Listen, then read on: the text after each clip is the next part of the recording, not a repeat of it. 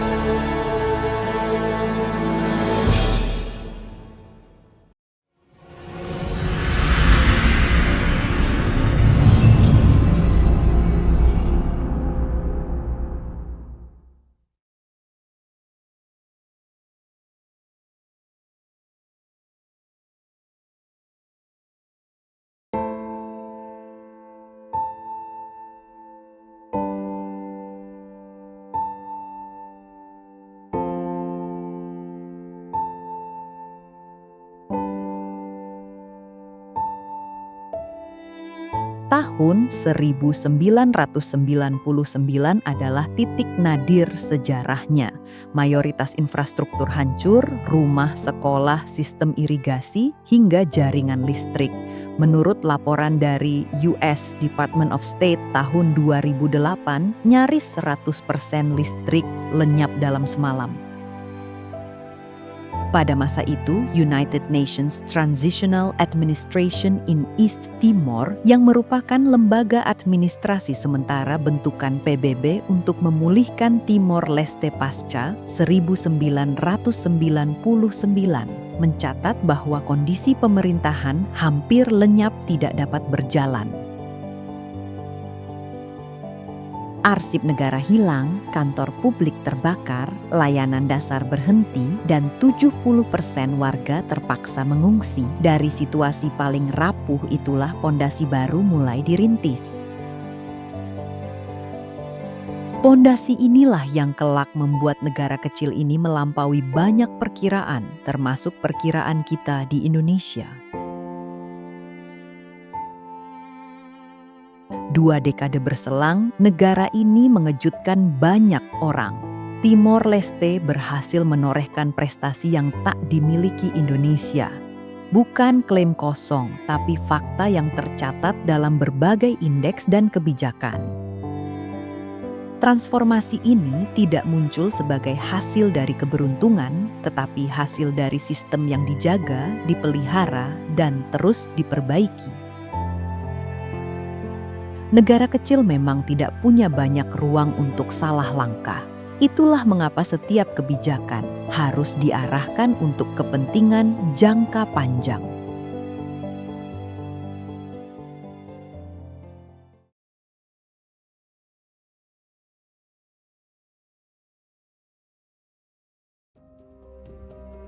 Timor Leste mungkin kecil, tapi demokrasinya tidak. Ia tumbuh dari luka, dari ketidakstabilan, dan dari ketakutan masa lalu.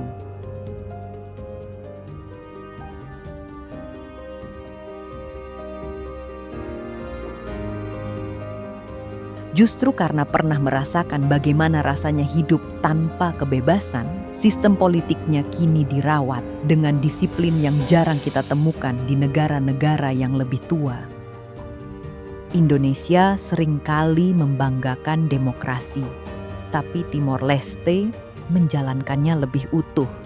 Pemilu Presiden 2022 berlangsung tanpa kerusuhan, tanpa politik uang besar-besaran. Menurut analisis Cove Australian Army, tak ada laporan bentrokan besar. Semuanya berlangsung damai, nyaris senyap. EU Election Observation Mission bahkan menulis dalam laporannya bahwa kampanye politik di Timor Leste mengikuti aturan main dengan kedewasaan yang tidak lazim untuk negara pasca konflik.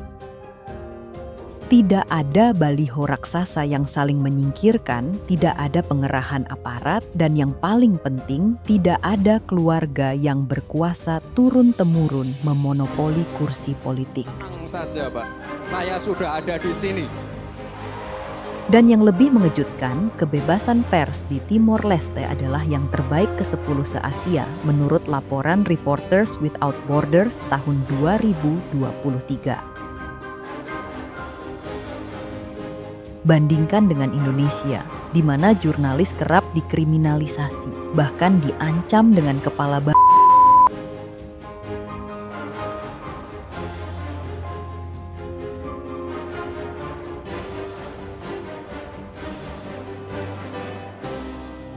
Media di sana kecil, namun berani. Mereka bisa mengkritik pemerintah tanpa takut dicabut izinnya atau diserang buzzer.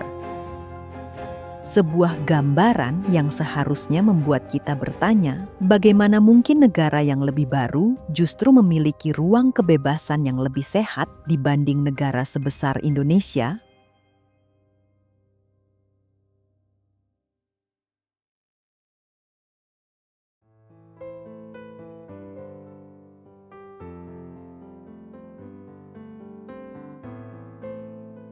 Kesehatan adalah ukuran paling jujur dari hadir tidaknya negara dalam kehidupan warganya.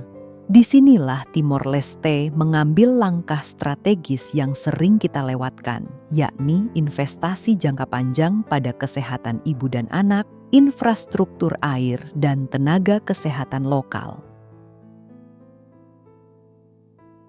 Bicara layanan dasar, Timor Leste punya angka kematian ibu yang lebih baik dari kita. Asian Development Bank mencatat pada 2015, rasio kematian ibu di sana adalah 215 per 100.000 kelahiran. Sedangkan Indonesia masih di angka 305 kematian per 100.000 kelahiran. World Bank mencatat bahwa sejak 2010, pemerintah Timor Leste memprioritaskan pembangunan puskesmas desa, pelatihan bidan, dan pengadaan mobil ambulans ke daerah terpencil, sesuatu yang di Indonesia sering hanya terdengar saat musim pemilu. Air bersih pun makin mudah diakses. Pemerintahnya mengklaim lebih dari 85% populasi kini terlayani air minum layak. Sementara di Indonesia, akses air bersih masih jadi mimpi, terutama untuk beberapa wilayah di bagian timur dan perkotaan padat. Bagi negara kecil seperti Timor Leste, memastikan air bersih bukan sekedar target pembangunan, tapi soal kelangsungan hidup. Mereka memperlakukannya sebagai hak, bukan komoditas politik murahan.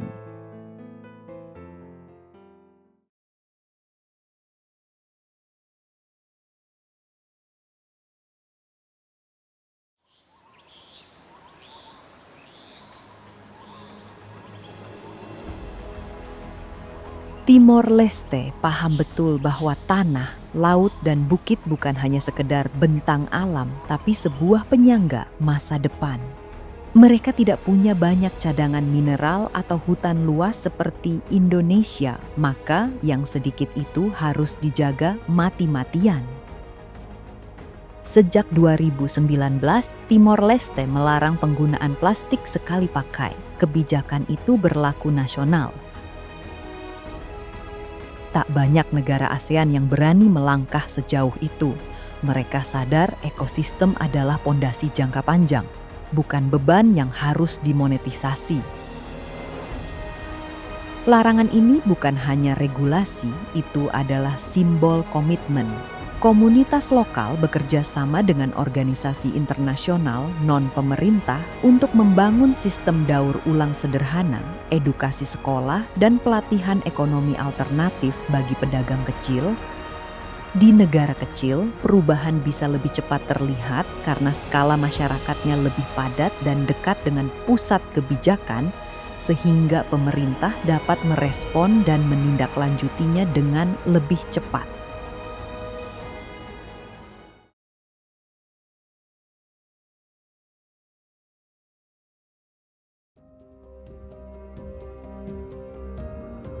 Di dunia internasional, reputasi ditentukan bukan oleh luas wilayah, tetapi oleh integritas suatu institusi. Dan ternyata, negara kecil itu lebih dipercaya daripada negara sebesar Indonesia. Tahukah kamu, paspor Timor Leste memungkinkan warganya bepergian ke 94 negara tanpa visa atau dengan visa on arrival, termasuk negara-negara Uni Eropa dalam skema Schengen bebas tinggal hingga 90 hari. Henley Passport Index mencatat bahwa tingkat keterbukaan visa Timor Leste meningkat signifikan dalam 10 tahun terakhir. Diplomasi stabil, kebijakan luar negeri konsisten, dan reputasi keamanan domestik yang baik membuat banyak negara nyaman membuka pintu untuk negara muda itu. Sementara paspor Indonesia hanya 75 negara, dan itu pun dengan batasan yang sering berubah tergantung hubungan diplomatik.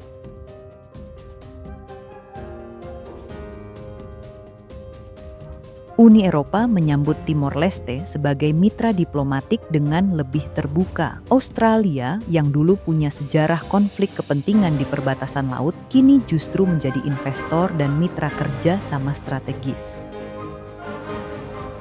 Dan Indonesia masih berkutat dengan kasus TKI ilegal di Kamboja, serta visa kerja yang kian diperketat oleh banyak negara. Ini bukan soal gengsi, tapi soal bagaimana dunia melihat sistem pemerintahan kita, dan tampaknya Timor Leste mulai memenangkan kepercayaan itu.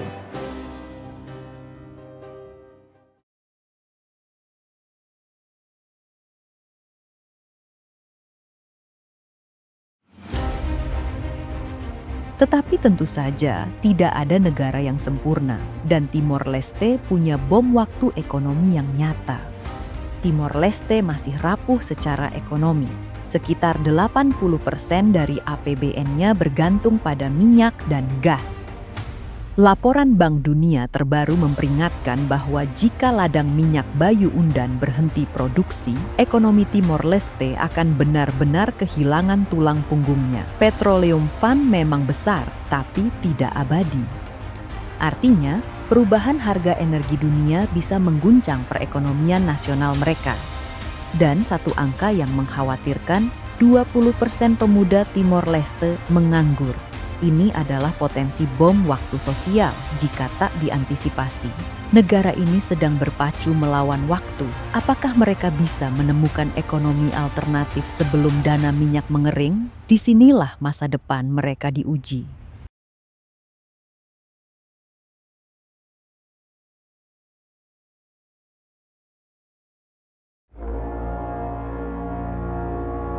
Ketika kita melihat ke timur, ke negara yang sering kita anggap kecil, sebenarnya kita sedang menatap cermin yang jujur. Indonesia punya sumber daya lebih banyak, lebih besar, lebih kaya, tapi ukuran tak menjamin ketangguhan. Korupsi kita 3 kali lebih tinggi dari Timor Leste. Kebijakan kita terlalu sering berubah ikut selera kekuasaan, bukan kebutuhan rakyat. Ini bukan soal malu, tapi soal refleksi sebagai bangsa yang katanya besar.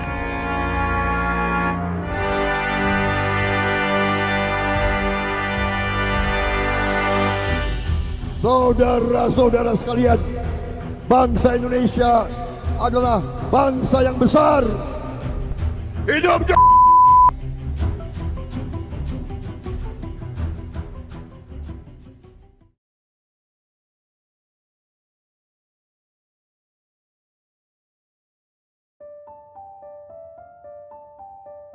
Pada akhirnya, Cerita ini bukan tentang siapa lebih hebat. Ia lebih menyerupai kaca kecil yang diletakkan di depan kita, memantulkan bukan untuk mengecilkan, melainkan untuk memperjelas agar kita dapat melihat retak dan kilau pada wajah sendiri. Ini bukan seruan untuk membuka kembali luka sejarah, bukan seruan untuk saling membandingkan dengan dendam. Narasi ini dimaksudkan supaya Indonesia dengan segala kebesaran dan kerumitannya menerima pantulan itu sebagai undangan untuk belajar, merefleksi, dan menata ulang kebijakan demi rakyatnya. Semoga pengakuan atas langkah kecil negeri tetangga menjadi cermin, bukan batu untuk dilempar. Semoga ia memicu perbaikan, bukan perseteruan.